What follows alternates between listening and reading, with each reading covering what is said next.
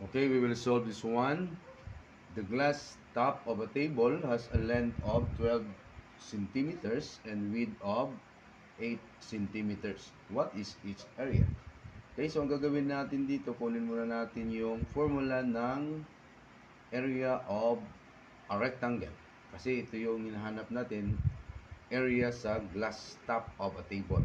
Okay, so area equals, yung formula ng area of a rectangle is area equals length times width. Okay, then area equals yung value ng length is equal to 12 centimeters. Okay, then i-multiply natin dito sa width na 8 centimeters. Okay, so i-multiply lang natin yan. Therefore, area is equal to 12 times 8 is 96 centimeters squared. Okay, so letter B is the correct answer.